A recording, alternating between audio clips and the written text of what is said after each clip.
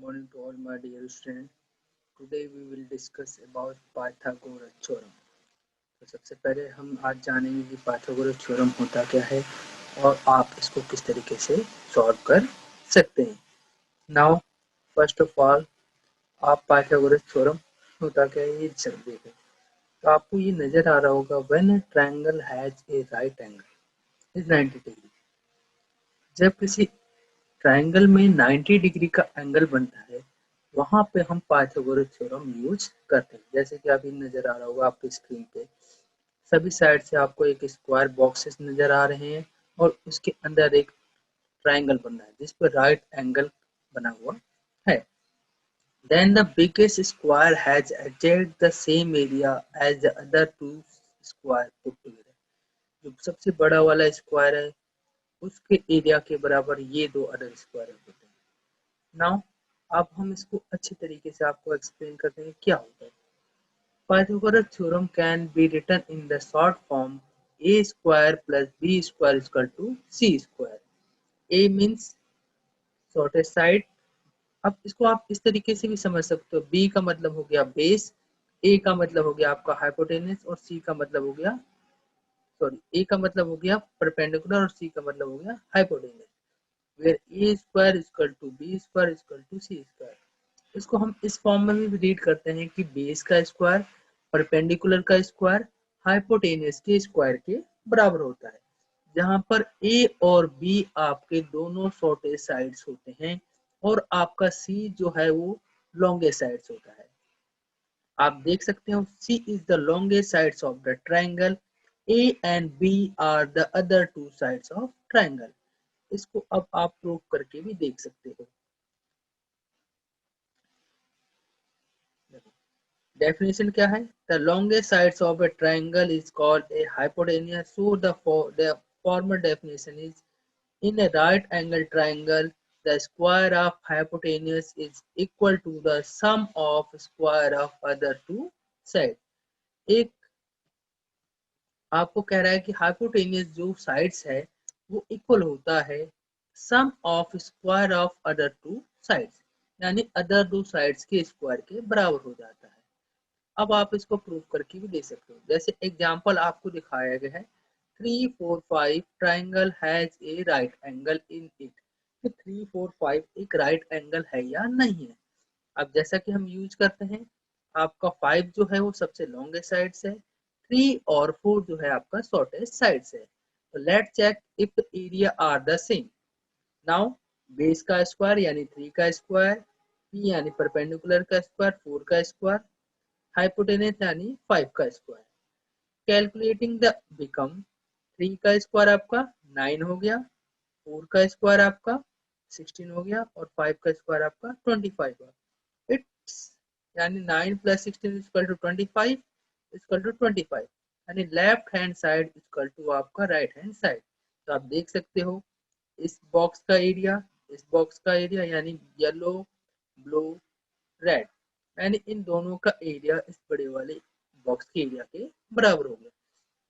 इसी को हम कहते हैं पाइथागोरस थ्योरम, यानी बेस का स्क्वायर परपेंडिकुलर का स्क्वायर आपके हाइपोटेनस के स्क्वायर के बराबर होता है। ये हमें क्वेश्चन सॉल्व करने में भी मदद करता है। देखो why it is this useful? If we know the length of two sides of right angle triangle we can find the length of third side.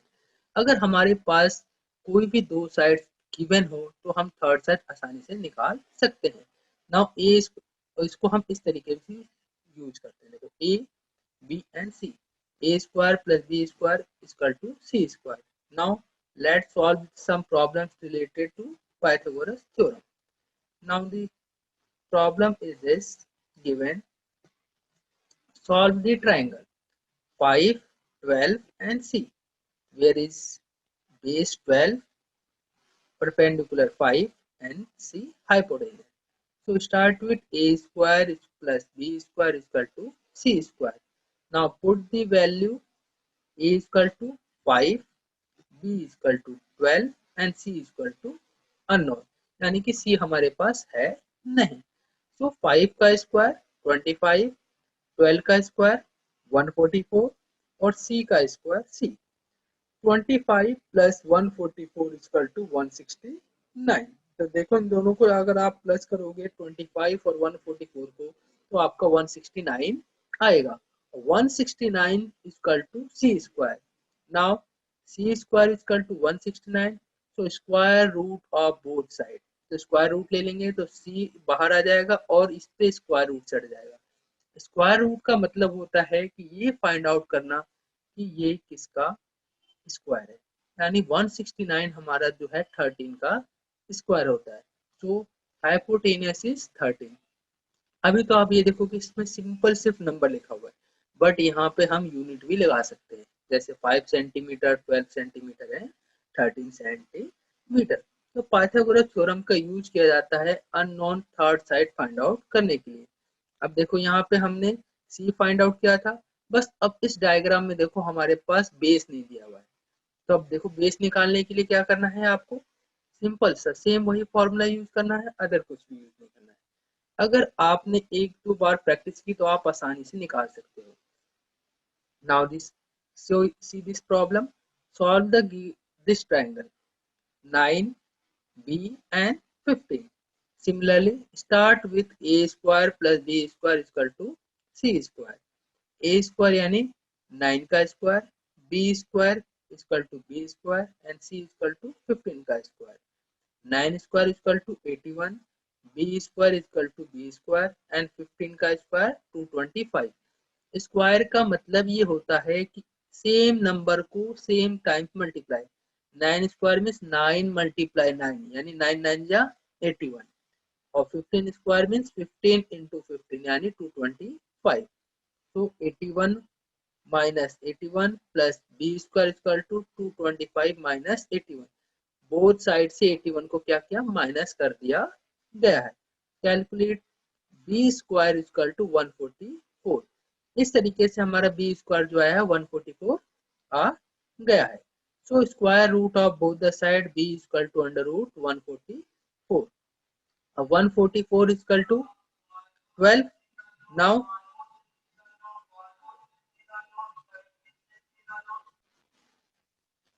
तो now b square b equal to under root में 144, सो b equal to 12। तो इस तरीके से हमारा base आ गया 12 centimetre.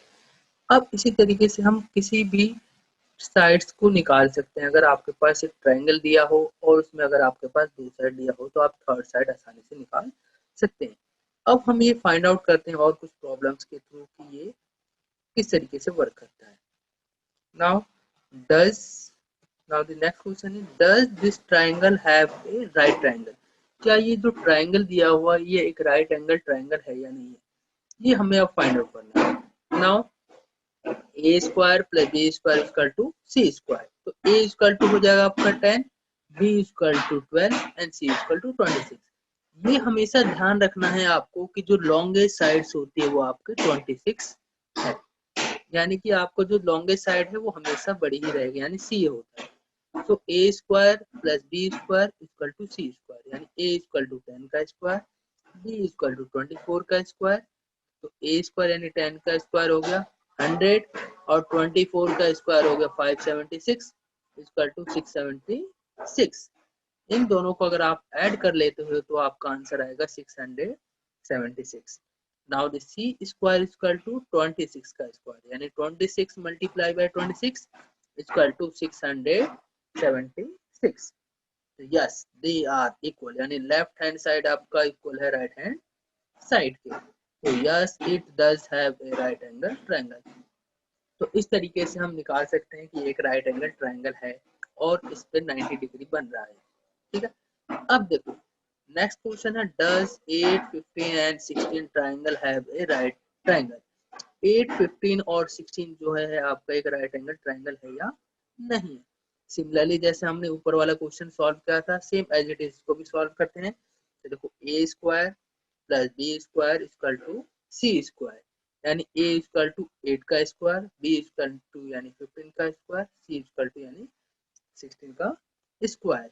Now a square equal to 64, b square यानी 225। Now 64 plus 225 equal to 289।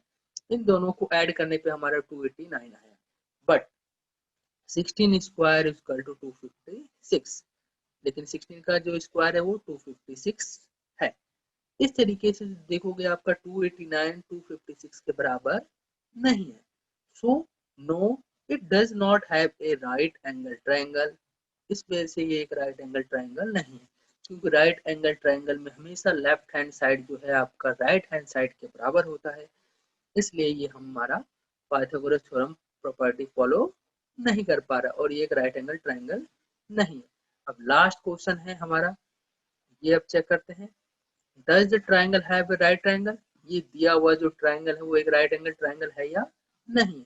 Similarly वही प्रोसेस हम यूज करते हैं जो अब तक आए हैं। ये आपका पाइथागोरस प्रॉपर्टी भी है और थ्योरम भी है और ट्रिपलेट भी कहते हैं इसको। आपको इन तीनों चीजों के लिए इसी प्रॉपर्टी का यूज करना है। Now a square plus B square equal to C square, does under root 3 square plus under root 5 square equal to under root 8 square, under root 3 square equal to 3, under root 5 square equal to 5 और under root a square equal to 8। तो इस तरीके से आप under root से confuse नहीं होंगे। Root से रूट को जब मल्टीप्लाई करते हैं तो रूट हट जाता है, इसलिए रूट 3 का स्क्वायर हो गया 3, 5 का स्क्वायर हो गया 5 और 8 का square equal to 8। Yes, so 3 plus 5 equal to 8 and 8 square equal to 8, यानी left hand side equal to right hand side. So it is an right angle triangle. So this is a right angle triangle। और इस तरीके से ये भी आपको पता चलेगा कि एक राइट एंगल ट्रायंगल है। इसी तरीके से आप और भी चीजें प्रूव कर सकते हैं।